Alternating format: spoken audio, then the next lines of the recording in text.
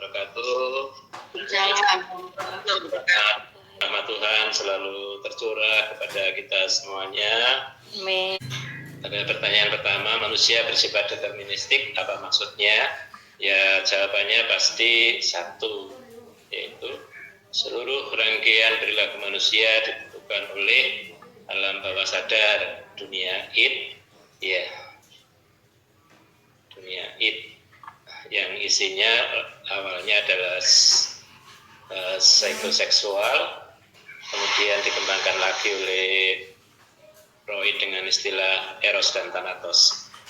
Itu adalah determinan dari seluruh rangkaian perilaku manusia dari lahir sampai mati. Kemudian bagaimanakah mekanisme kejiwaan manusia? Ya, mudah-mudahan semua mahasiswa sudah bisa menjawab ya, bahwa dari itulah munculnya nafsu, munculnya awalnya namanya libido seksualis itu ya, dari ini insting, ini ada nafsu, dari sini semuanya muncul.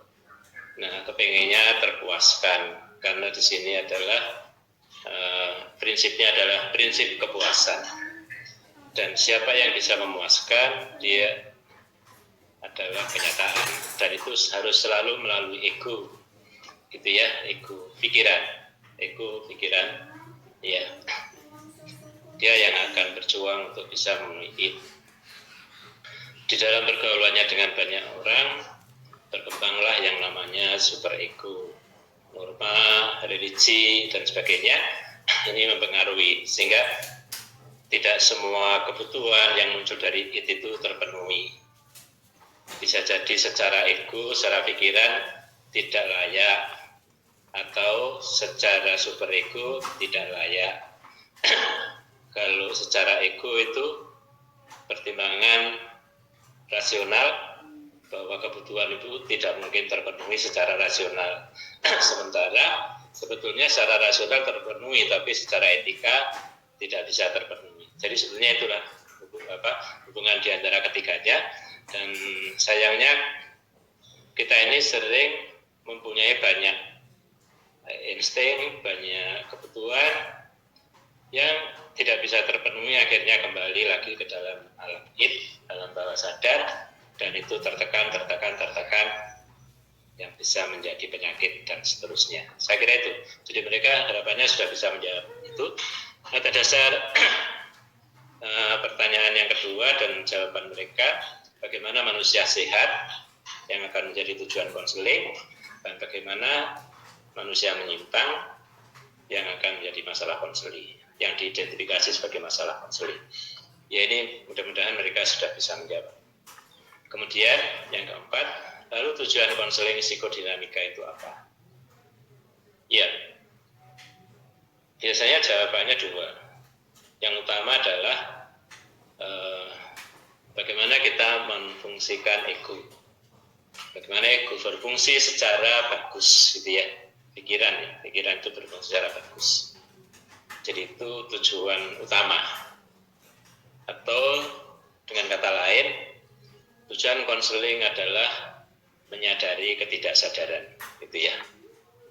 Karena kesadaran itu adalah adanya di pikiran manusia.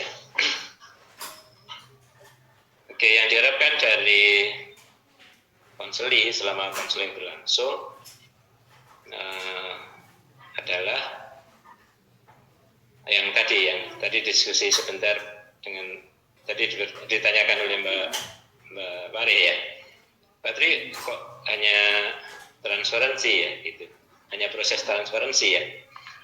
Iya, karena sebetulnya yang utama dari pengalaman konseling adalah kesempatan dia untuk mengalami transparansi. Konseling ini tidak akan bisa berjalan dengan baik jika tidak terjadi transparansi, di mana konseling menganggap kita ini adalah, konselor ini adalah subjek dari masalah yang dia alami. Misalkan di masa kecil dia ada persoalan dengan ayahnya yang kasar, maka kita ini dijadikan ayahnya yang kasar itu.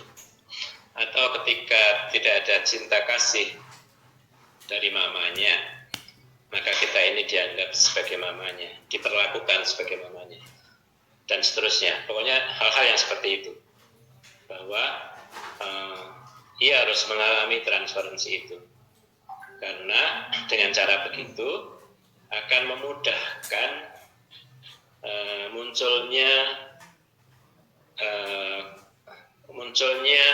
hal-hal yang ditekan ke alam bawah sadar dalam sebuah kompleks terdesak. Jadi itu yang diharapkan. Karena konseling itu kan hanya itu tadi, menyadari ketidaksadaran. Jadi dengan jalan dia transferensi, maka dia akan memunculkan yang ditekan ke alam bawah sadar itu apa. Oke, baik. Yang keenam, pertanyaannya, lalu fungsi konselor apa? Peran konselor apa selama konseling? Iya. Di klasikal psikoanalisis klasik itu disebutkan bahwa kita ini ada dalam blank screen. Kita ini ada di blank screen atau di belakang layar. Itu di konseling psikodinamik klasik ya. Tapi yang akhir-akhir ini dengan modernisasi ini, kemampuan kita untuk mendengarkan, kemampuan kita untuk merespon itu sudah mulai diperlukan, gitu ya. Jadi awalnya kemampuan kita merespon tidak diperlukan, karena melalui asosiasi bebas diharapkan muncullah transferensi itu, dan dia bercerita, kita hanya mencatatnya saja. Oke, untuk nanti dilakukan interpretasi. Oke, baik, itu yang diharapkan. Jadi pada mulanya hubungan konselor dan konseli itu yang dibangun seperti itu. Jadi kesempatan sebebas-bebasnya bagi konseli untuk menyatakan. Dia dalam banyak cerita, misalkan ini, dulu Freud pernah mempunyai seorang konseli klien yang lumpuh, seorang cewek perawan sundi lah, SMP lah kira-kira ya. Lumpuh. Si cewek ini diobati dengan berbagai cara, tidak bisa sembuh, gitu ya. Tapi dengan asosiasi bebas yang dibangun oleh Freud, lalu si anak ini bercerita pengalaman masa lalu yang traumatik, gitu ya, pengalaman masa lalu yang traumatik. Kemudian si anak ini berangsur-angsur sembuh. Si anak ini bercerita bahwa dulu waktu kecil dia pernah diajak oleh keluarganya untuk rekreasi ke taman, dan taman itu ada kolam renang, dan dia ikut renang di kolam itu. Tapi tiba-tiba kolam itu berubah warna menjadi merah, lalu dia mentas keluar dari kolam ya. Nanti Mbak Ica nggak tahu mentas itu apa. Keluar dari kolam, dan dia melihat bahwa di kolam itu ternyata terjadi pembunuhan. Ya, dia bercerita itu. Dengan kesempatan dia untuk bercerita pengalaman masa lalunya itu, maka segala yang ditekan dalam alam bawah sadarnya keluar, dan berangsur-angsur cewek ini menjadi sembuh. Ya. Dan kita harus sangat hati-hati transferensi ini. Pengalaman gurunya Freud, pernah juga ada pasiennya yang dokter kan dia, Brewer ya. Itu pernah yang pasiennya itu jatuh cinta pada Brewer. Tapi Brewer lalu mengundurkan diri menjadi seorang psikiater. Dia pergi dari Wina ke Amerika dan tidak lagi berpraktek sebagai psikiater. Dia menjadi pedagang di mana? Di Amerika. Itu Brewer. Dia nggak bisa menangani, jadi dia takut. Tapi Freud tidak. Freud menghadapinya dengan transfer, dengan memberikan kesempatan transferensi, karena dia menganggap itu adalah sebuah transferensi saja. Jadi si cewek yang mencatatkan jatuh cinta itu hanyalah transferensi belakang. Ya, gitu ya. Sehingga itu diteruskan. Oke, baik. Jadi itu yang terpenting. Jadi hubungan kita, hubungan baik tetap perlu dibangun. Yang awal sih komunikasi tidak terlalu penting, tapi di akhir-akhir ini konseling ini sudah mulai menghargai, walaupun jangan lupa yang dimaksud komunikasi ini adalah komunikasi yang dalam kategori rendah pengaruh, gitu ya, rendah pengaruh, yaitu kemampuan memperhatikan dan kemampuan mendengarkan, itu yang utama. Sementara kemampuan memengaruhi agak dihindari. Kemampuan memperhatikan, ya ini yang ajar Bu Ina dan Pak Lutfi ya.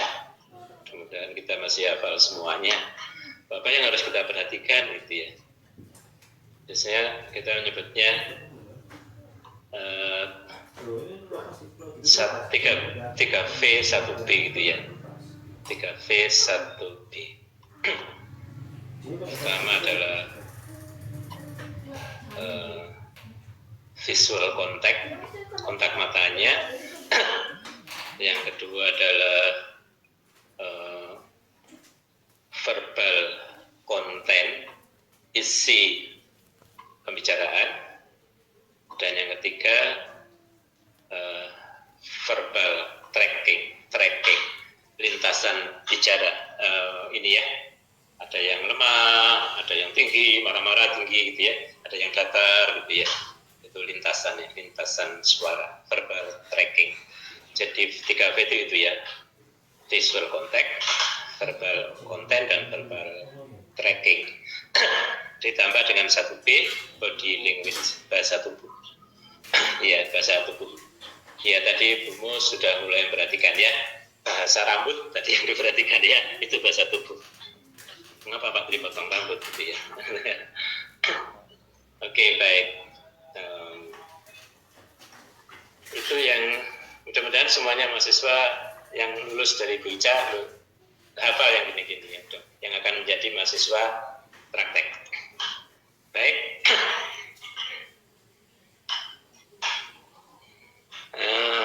Bagaimana langkah-langkah konseling psikodinamik? Dalam banyak pembahasan, langkah ini hanya tertumpu pada transparansi, gitu ya. Kalau pas saya 4 atau 5 langkah ya Mbak, 4 atau 5 langkah, membangun hubungan baik, lalu mencoba untuk menterjadikan transparansi, gitu ya, lalu mencoba untuk menggali banyak hal pada saat transparansi itu berlangsung, kemudian resolusi transparansi, baru yang terakhir adalah finally, gitu ya. Jadi prosesnya selalu begitu ya, bahwa yang namanya resistensi, mimpi, itu semuanya ada di dalam konteks transparansi. Saya kira itu, dan mahasiswa mudah-mudahan sudah hafal dengan teknik ini ya, asosiasi bebas, analisis transparansi, analisis mimpi, analisis resistensi, dan interpretasi. Ya, interpretasi itu selalu mengikuti gitu ya, biasanya analisis dan interpretasi transparansi biasanya gitu ya, lalu analisis dan interpretasi mimpi, analisis dan interpretasi resistensi. Begitu biasanya. Jadi nanti ketika melatih Mbak Waris dan Mbak Devi, itu interpretasinya ini dimasukkan gitu ya, dimasukkan dalam masing-masing ini ya, konferensi mimpi dan resistensi. Oke, baik. Masih banyak yang perlu dipelajari. Oke.